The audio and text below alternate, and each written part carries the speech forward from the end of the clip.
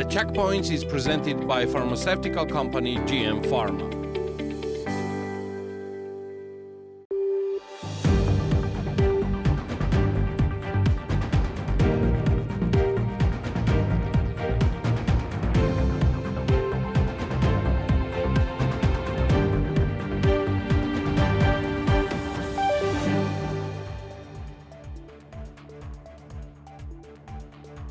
In 10 months of 2024, Georgia's exports to the EU amounted to $456 million, which is $155 million or 25% less than the same period in 2023. Share of the EU in Georgia's total exports is now below 10%, amounting to 8.4%.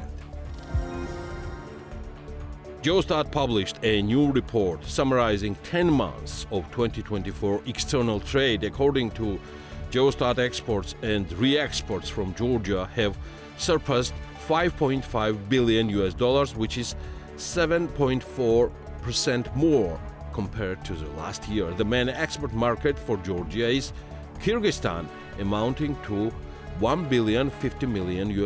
Exports have grown by 86%.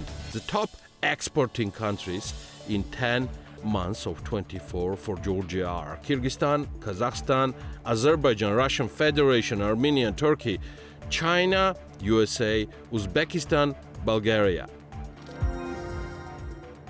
A tender has been issued to purchase 97 metro wagons as part of the City Metro Wagon Renewal Project. The project, which aims to modernize Tbilisi's metro system, will be co-financed by the Georgian government and the Asian Infrastructure Investment Bank.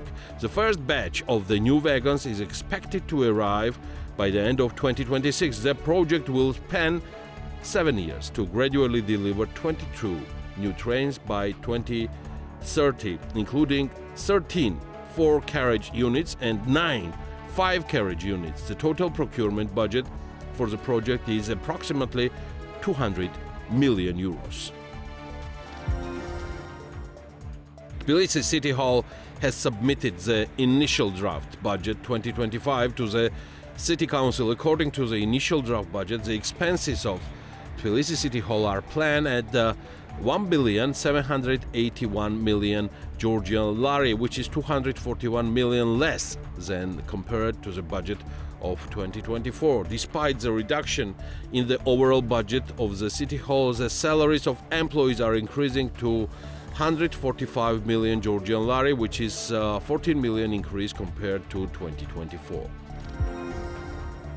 Acting Governor of the MBG, Natia Turnava, amended the document on the risk exposure concentration and large risk management. According to the updated version, Georgia Systemic Bank is limited to granting a loan to the systemic bank of a foreign country exceeding 15% of the supervisory capital of a Georgian systemic bank. This is the Checkpoints. This is the Checkpoints. I'm Elena Kwanjelashvili, author and the host of the show, and the Checkpoints team is ready to sum up business and economics week for you. Fitch Ratings will summarize for you its decision behind granting Georgia BB rating and changing the outlook from positive to stable. The Checkpoints interviewed Arvind Ramakrishnan, Director of Sovereigns and Supranationals at Fitch Ratings, for more insights and in-depth analysis of Georgia's rating sensitivities. Mr. Ramakrishnan, thank you for being with us, and thank you for taking my questions. So what has changed in Georgia's credit rating since our last interview when we discussed the credit rating for Georgia? Well, firstly, in June of this year, we revised the outlook on Georgia's BB credit rating from positive to stable. And the key driver for that was an increase in political risk and political polarization, which in itself was causing a lot of uncertainty and concerns potentially over perception of institutional independence in Georgia. And we believed at that time, and we think that that has been borne out as a result of these elections, that polarization, both politically and societally in Georgia, remains quite is there, remains quite deep. And we don't expect that that is going to go away in the near future, which could potentially complicate the consensus which may be required to undertake key reforms such as over management of state-owned enterprises and managing like central perceptions of central bank independence, for instance. How does this uncertainty affect directly credit outlook for Georgia? Is it only through the reforms that might be halted, or are there any other factors that are also there? Well, we have been watching the key economic indicators for Georgia quite closely, and I have to say that that a direct cause and effect does not appear to be evident in the key economic metrics. So, for instance, economic growth continues to remain quite strong. It's according to flash estimates, growth has been close to 10% in the first 9 months of this year, which means that there is upside to our current growth projection of 7% of this year for Georgia. The lari has been reasonably stable, but we must not. But we have to consider also the intervention that the central bank has made ahead of the elections, in particular, in potentially to assuage investor confidence and preempt any volatility or nervousness on the part of investors. We haven't seen any evidence that there is like negative investor sentiment, which can be seen through, for instance, foreign direct investment, or even anecdotally in the form of investors planning to pull out of Georgia or postponing their scheduled big investments in Georgia at this time. Let us move to the NBG side of the picture in just one moment. But lastly, about the elections, does the credit rating also weigh in the political side of these elections, whether they are finally assessed as free and fair, and does this political side of these elections also have impact on credit rating for Georgia? Well, when we look at sovereign credit ratings, we look at a very important component of that is governance indicators. And that, of course, includes factors such as the structure of institutions, the independence of institutions, and where we have democratic institutions like and processes like elections, how freely, fairly, and transparently they are conducted. So in this case for Georgia, we are aware that organizations like the OSCE, for example, have raised some concerns over the full fairness of the elections. And of course, as I mentioned earlier, we see that a not insubstantial part of the population appears dissatisfied with the result. And we'll be watching to see how the government deals with that, and whether in case of any judicial or legal challenges to the election results that, as we are seeing currently making its way to the courts, how are they dealt with from an institutional perspective? So there is no doubt that all these developments will be reflected in the quality of governance as it is perceived for Georgia. But we believe that the results of this will only become evident over time.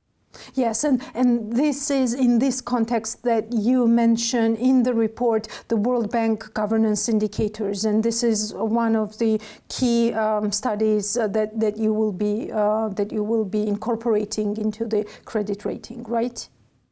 Yes, indeed. And I think it is worth mentioning that Georgia actually currently does better than most of its rating peers on the governance indicators, which in itself is a sign of the progress that Georgia has made over the last decade or so over various metrics, particularly ease of doing business, for example, and control of corruption and all these factors.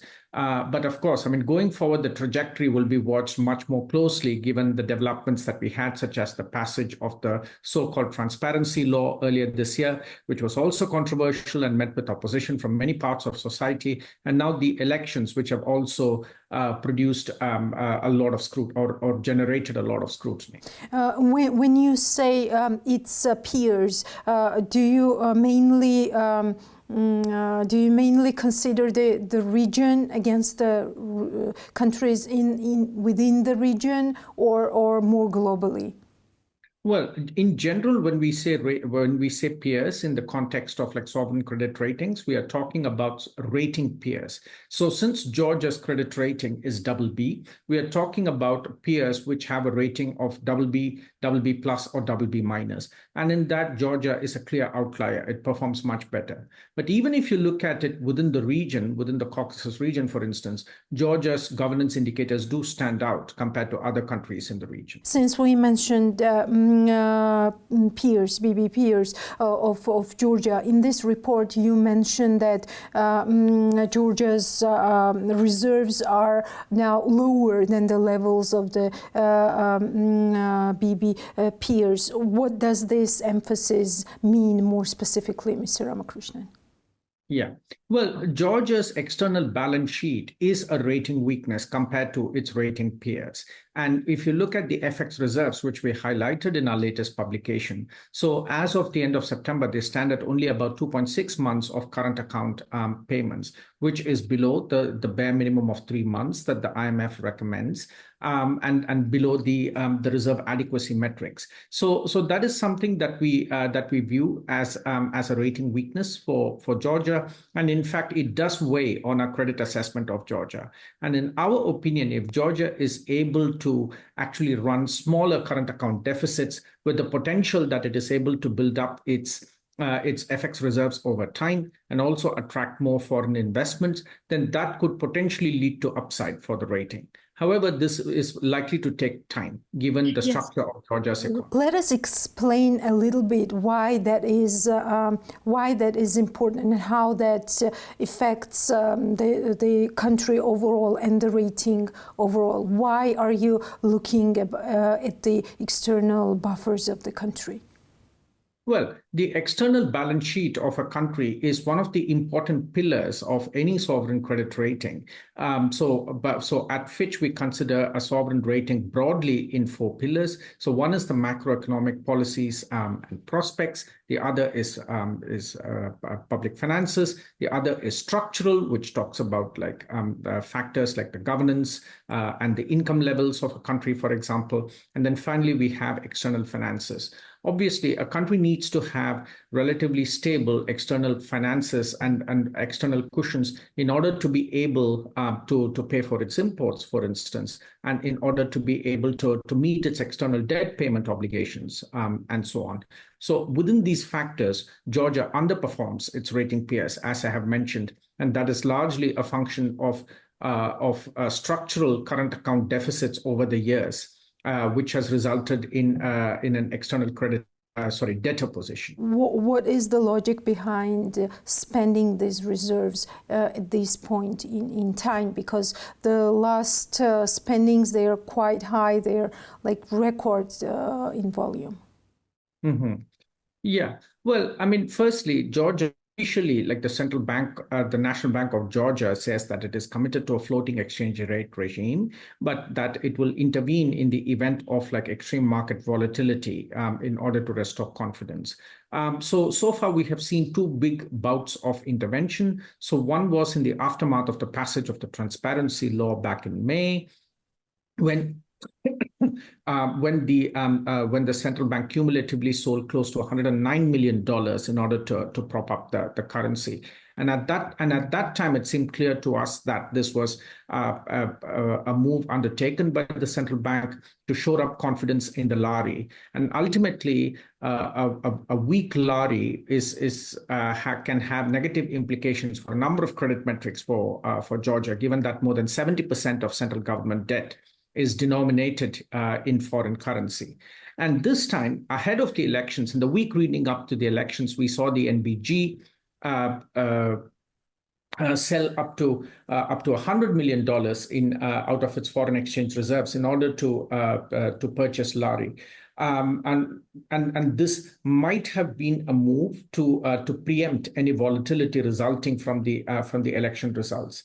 I don't want to comment specifically on whether these policies are good or bad.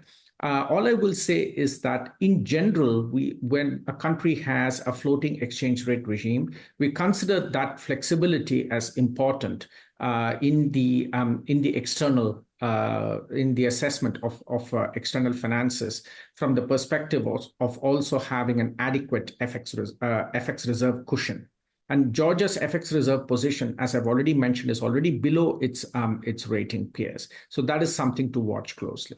Yes, you mentioned elections and the volatilities after the elections, but given the specifics of these elections that we are finding from different investigative reports and the questions raised by OSCE, ODIHR, do you think that could be like the balancing factor for, I don't know how to call it, but some kind of like a shadow money that might be circulating during elections, like paying bribes and bringing that sort of cash on the market as well? I'm afraid I will not be able to comment on that. Okay. Also, how do you think during this time period, how would you assess using like BMatch platform by the NBG?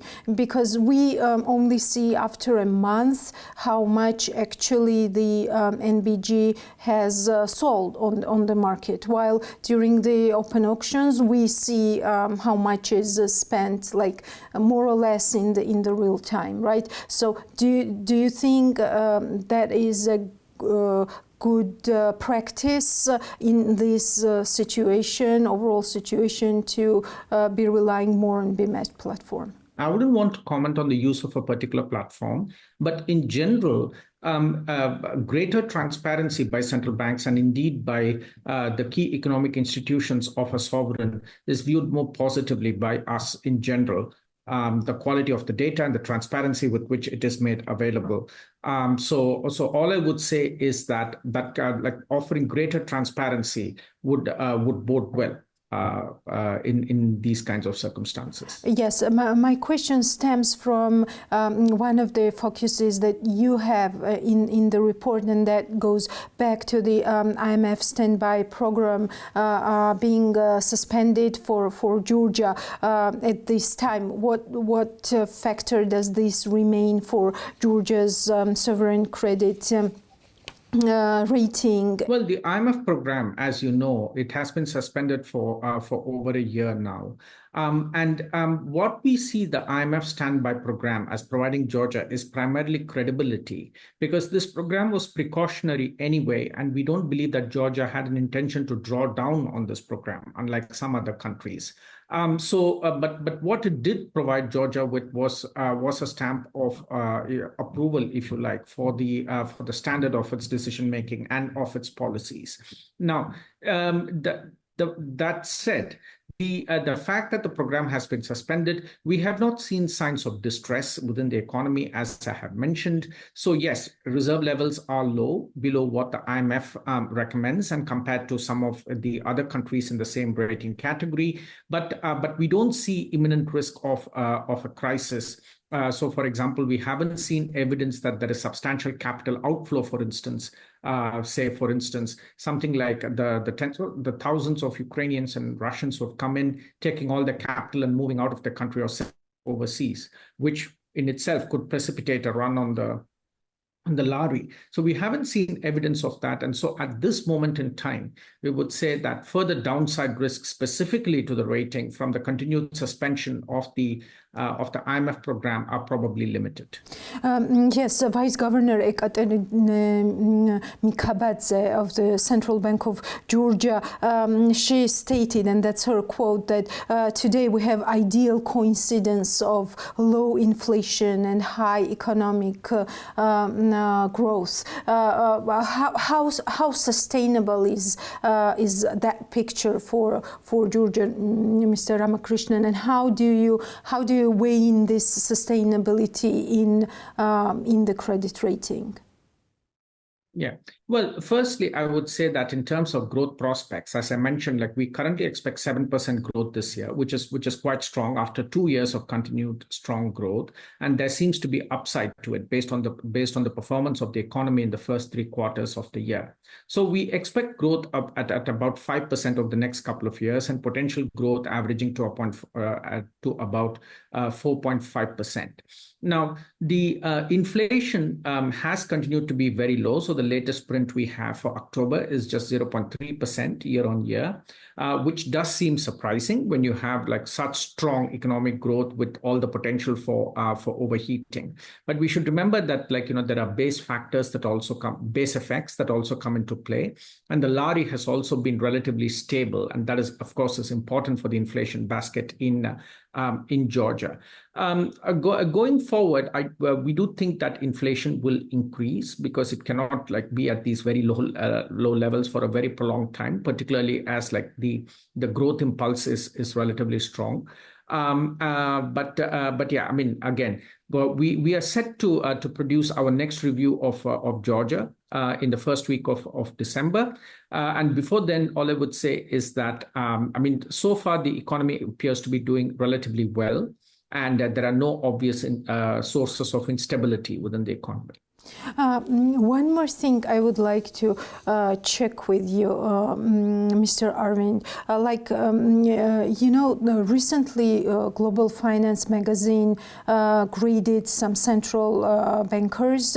It also graded Natia Turnava with the lowest grade. It was a D grade, and this D grade was explained among many other things, also because of the questions that exist about the independence of the central bank. Are these kinds of assessments important for credit agencies? Independence of central banks and the credibility of monetary policy making, the ability with which they can respond to shocks, and they can take action in the event of any instability in the economy, is absolutely important when we consider the structural elements of an economy. And in this, actually, Georgia has been outperforming its peers, at least in recent years.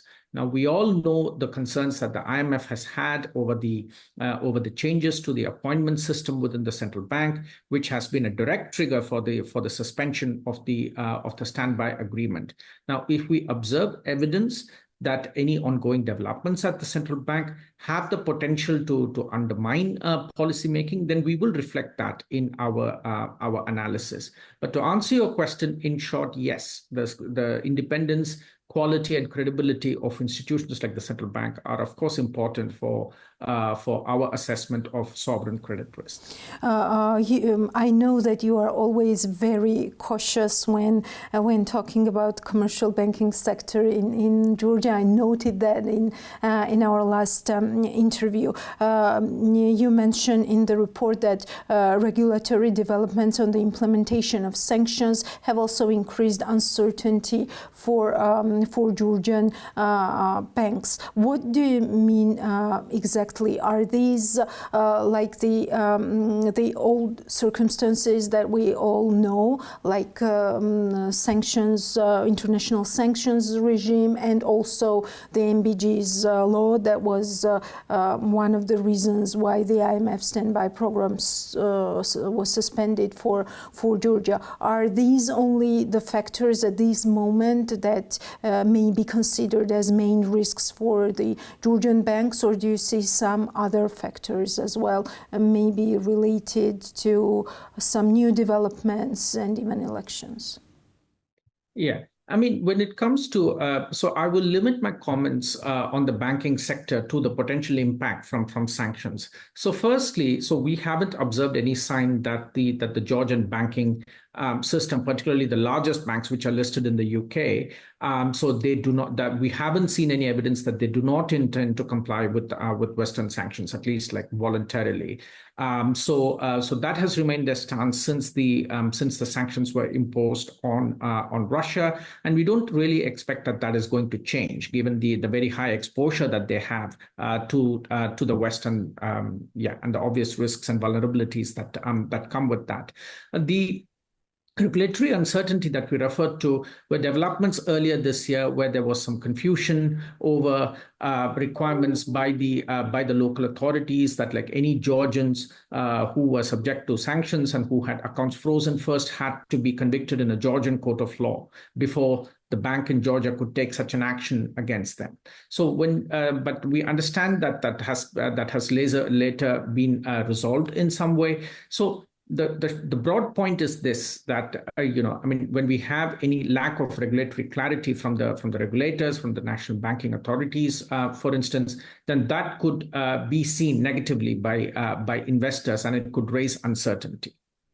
Thank you so much. So, for example, Fitch Ratings at this point in this sector does not touch upon the the facts like, for example, like some assets being frozen by the Georgian banks to the two researchers of the Atlantic Council without banks giving them the right explanation, and then financial police stating that this was the court order. I mean, this is not what you are looking at. You are still looking at the more like global picture from the international sanctions point of view. Yes, I mean, without commenting on the specific cases that you mentioned, yes, I mean, like what I was referring to is the clarity that the banks have with regard to the ability to comply with Western sanctions on Russia. Yes, thank you for that clarity. And the last point, but very important point for Georgia, and thank you again for your time and for your answers. While the government is constitutionally bound to seek EU membership, Fitch expects delays in the resumption of EU negotiation talks, effectively suspended by the EU in July, and no meaningful progress towards NATO accession in the medium term. Why is that factor also for the credit ratings, Mr. Ramakrishnan? Well, firstly, it should not be a surprise that we are not expecting any great progress with EU accession. I mean, that was the case even since the passage of the transparency legislation. And now after the election, again, like broadly speaking, the response of the EU has not been one which has been very cordial to Georgia. So it's been one of caution. So we expect that the rift in the relationship will take some time to heal. So we're not like looking at like very fast progress, certainly over EU accession. Now, why does this matter for the credit rating? I mean, all things equal, accession and membership of the EU is something that we view as positive because of the boost that generally tends to bring to governance, the regulatory oversight, the support from institutions, and also contributions, the budgetary contributions that you get from the EU as a member state.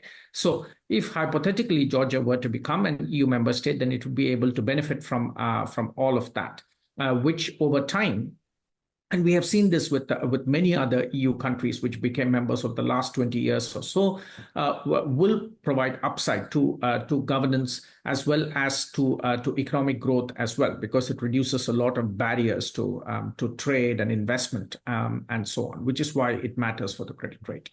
Thank you so much. And my last question, it kind of like becomes a traditional question to summarize for our viewers and followers. What are the main credit sensitivities of Georgia at this point? Yes, absolutely. No, it's a very relevant question indeed. So for the first thing that I will say is that so the credit rating of BB is on a stable outlook, which means that in our view, the balance of risks is pretty much stable. So the positives and the negatives are broadly balanced in our view. So what could cause some kind of negative rating action? So firstly, if there were a substantial worsening of domestic political or geopolitical risks, which had an impact on governance or on macroeconomic performance, then that could be negative for the rating. And it could be either as a result of this or independently of itself. If we saw the macroeconomic policy framework weaken, that could undermine the quality of policy making. That would also be negative for the rating. On the flip side, if we saw a sustained reduction in the external vulnerability, which is what I was referring to earlier, so if we did not see these chronic structural current account deficits, for instance, then that would be positive for external finances over time. That could provide upside to the rating. Implementation of reforms to the policy framework, that would improve the macro policy framework and provide upside to the rating. And but even though Georgia actually does well compared to most of its peers on factors like public debt and on many fiscal indicators, if we saw a reduction in, say, the FX proportion, the FX denominated proportion of public debt, because that is a vulnerability, then that could also, other things being equal, be positive for the rating. Thank you so much, Mr. Arvind, for your time, and thank you so much for this very interesting interview. Before the interview, we didn't yet know that in October 2024, Georgia's foreign exchange reserves decreased by a record 627 million USD, according to the latest information released by the bank. The four foreign exchange interventions made immediately before the parliamentary elections mark a significant decline in the country's foreign exchange reserves, which fell from 4.7 billion to 4.08 billion.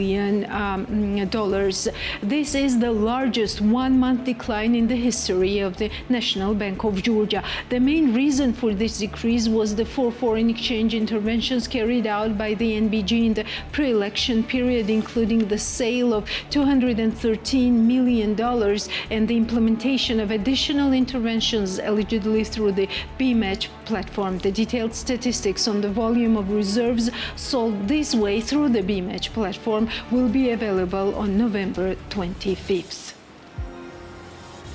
David Utiashvili, head of the Financial Stability Department at the National Bank of Georgia, told analytics the currency market is under pressure due to pre-election activities, one-time transactions and expectations. According to Utiashvili, the NBG's intervention strategy involved deploying reserves to counteract temporary market imbalances. As experience shows, after the passing of the election agitation, the market players will return the currency purchased in excess, which will allow the National Bank to fill its reserves. Like similar periods in other countries, this is the pressure on the currency market related to the pre-election period and expectations. As experience shows, market players return the overbought foreign currency when the turbulent episode passes and negative expectations subside. Therefore, the National Bank of Georgia expects that they will refill the reserves in the coming months.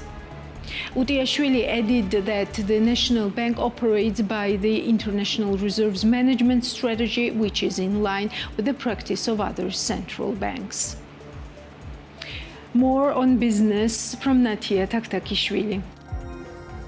Shopping mall Galleria Tbilisi, founded by Bidina Ivanishvili's co-investment fund, has published its consolidated financial report for 2023. According to the profit and loss report, the total revenue of the shopping mall amounted to 40 million lari in 2023, which was 3.5 million lari more compared to 2022. As of the document, the group's net profit stood at 4.7 million lari in 2023. According to Galleria Holdings' 2023 2023 consolidated financial statement, the shopping center's occupancy rate was 98%. Galleria Tbilisi includes the following facilities: shopping mall Galleria Tbilisi, Hotel Radius Tbilisi managed by LLC Galleria Hotel Management, Office 1 and Office 2. Bidzina Ivanishvili's co-investment fund began construction of a 25,000 square meter multifunctional shopping mall in 2015. The total investment amounted to 97 million USD. Company Xavrebi is building a residential complex in Saguramo. The investment cost of the project is up to 30 million lari. The founder of the company, David Sertsuadze, notes that the complex is fully planned for 120 residents. He declares that 40% of the complex is already sold. According to him, the interest in the project is mainly from locals. The company tries to sell residential houses at an affordable price in order to compete with the sales of apartments in the suburbs of Tbilisi. Mostly locals are interested in the project, but foreigners also want to buy the real estate in the complex. No matter how surprising it may be, there is a lot of interest from young people who consider the property near the capital city not for as a summer resident, but as a place to live. We developed the concept of the complex in such a way that the house can compete with apartments in the suburbs of Tbilisi. For example, a 3-bedroom house with a yard is available for 90,000 USD. By purchasing a house, the owner benefits from the infrastructure that is arranged in the complex, explained the founder of Xavrebi Group. Xavrebi Saguramo project is being built on 5 hectares, where high-class infrastructure will be arranged, including swimming pools, playgrounds, recreation areas, cafes and restaurants. The complex will be completed in a year and a half. The investment cost of the project is up to 30 million lari. Georgi Margvelashvili, founder of Tbilvino, declares that several years ago the company decided to focus on high-quality wine, which price would be above the average. According to him, the cost of their premium quality wine starts from 20 USD and goes up to 100 USD.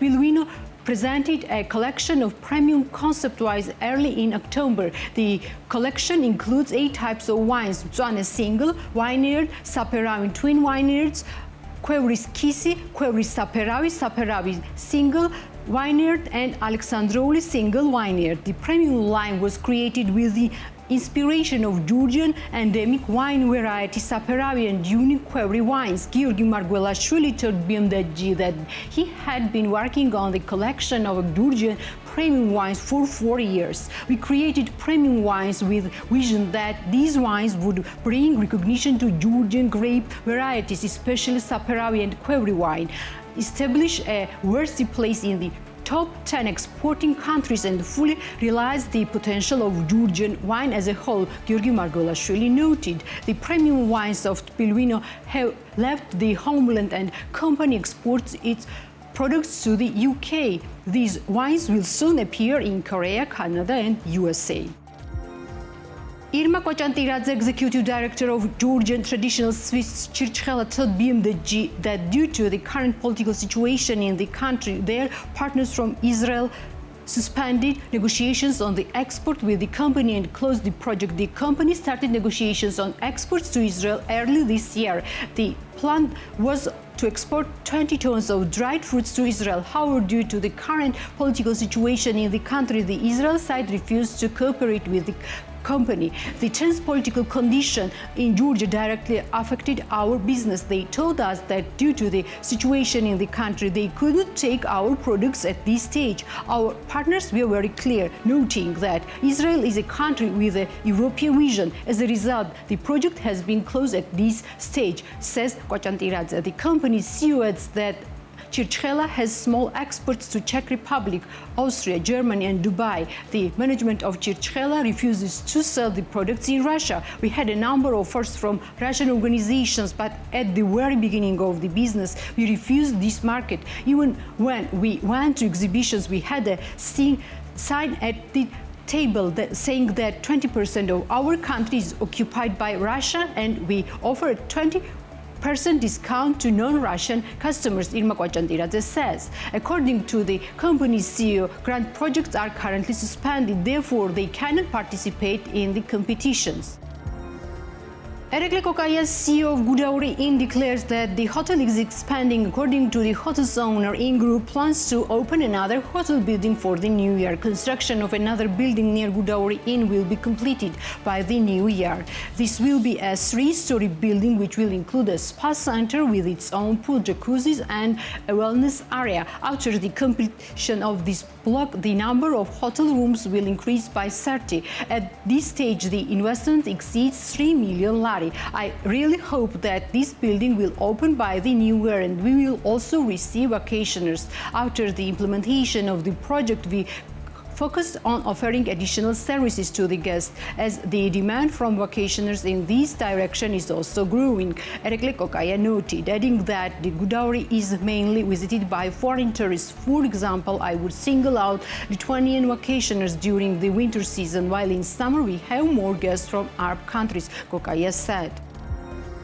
Company Tatarati, which produces Georgian traditional sweets and natural products, plans to expand next year. The co-founder of the company, Tinatin Uridia, said in an interview with BMDG. At this stage, Tatarati employs a total of 4 people and produces small quantities of products. However, according to Tinatin Uridia, in order to satisfy the local market and expand the sales area, the issue of expansion has been put on the agenda. We are planning to expand next year and increase the production at the same time. This will allow us to develop the sales area in the local market.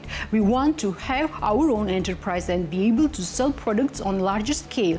We don't have any ambitions for exports yet, but we still want to be represented with an increased share on the Georgian market. We are actively working on the issue and hope to have our own enterprise by the end of the next year. We don't know exact location. We are in the research process, but we think it will be either near Tbilisi or in Tbilisi, says Tinatin Uridia. Tatarati is a family business producing traditional Georgian sweets and natural products, which was founded in 2021 by the sisters Tamar and Tinatin Uridia. The small enterprise offers customers 5 types of fruit leather, chirchela, kozinaki, various types of tea, and Belgium chocolate with Georgian nuts. The company sells these products on the local market. Winery Ilia, located in the village of Mukhatgverdi, Mtskheta region, will export its products for the first time to China. The company's co-founder Levan Zhuania spoke about this in an interview with BMDG. We recently finished negotiations with a Chinese partner. We have the documents ready and we are waiting for them to take our wine to China. At the initial stage, they bought 204 bottles. As for the price, Chinese partners pay quite well. Zhuania noted, although he didn't specify the cost. As he stated, their winery has the potential to process more than 20 tons of grapes. However, at this stage, only 4 tons of grape is processed. Our wine has a 3-year shelf life. This price is within 200 lari and is sold at the stores of 8,000 vintages. We also sell it in our one of partner stores in Mtskheta, said co-founder of the winery. According to him, in addition to the wine production under Ilia brand, the company also produces more budget line with it sold under the name Erti. Its price on the market ranges from 70 to 100 lari. The idea of establishing winery Ilia under the brand Mtskheta Winery arose in 2017. As for future plans, according to Zhuania, it's planned to receive visitors to the winery and offer wine tasting services to the guests.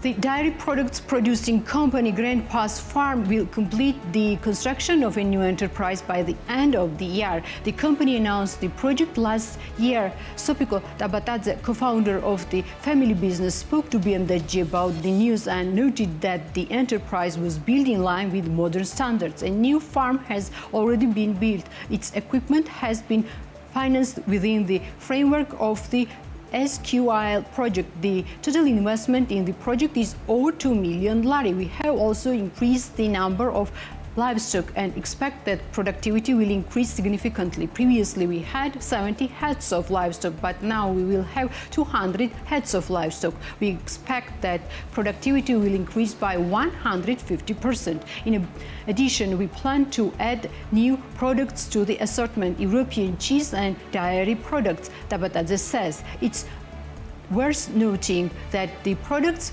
produced by the family business are sold online as well as through warehouse exhibitions, according to the founder of Grandpa's Farm. Since the production is equipped with machinery, the farm does not require a large number of staff. In total, the enterprise employs about 15 people. The dairy company Grandpa's Farm has been actively operating on the market for 2 years. However, it has half a century of experience in the production of dairy products. It offers customers 3 types of cheese made from natural healthy milk obtained from the farm, such as Emiratian cheese, Sulguni, and mozzarella. The company also produces cottage cheese and naduri.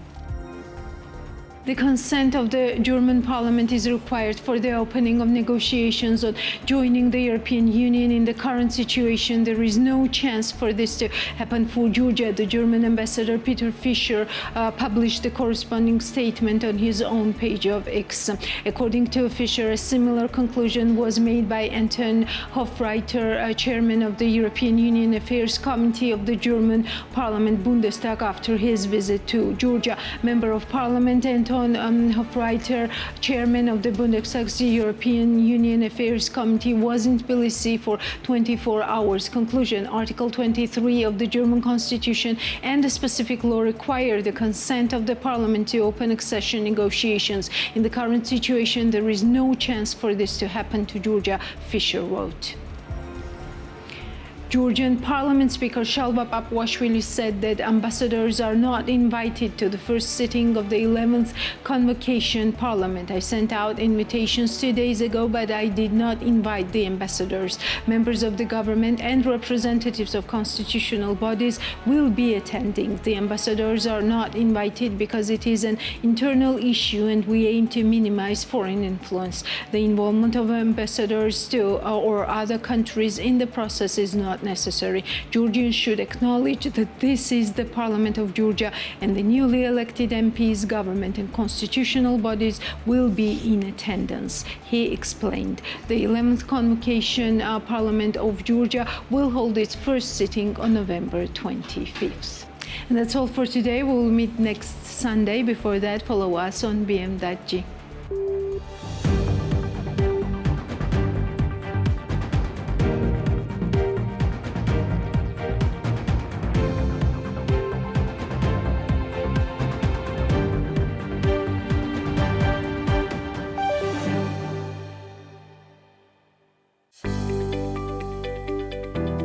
The Checkpoints is presented by pharmaceutical company GM Pharma.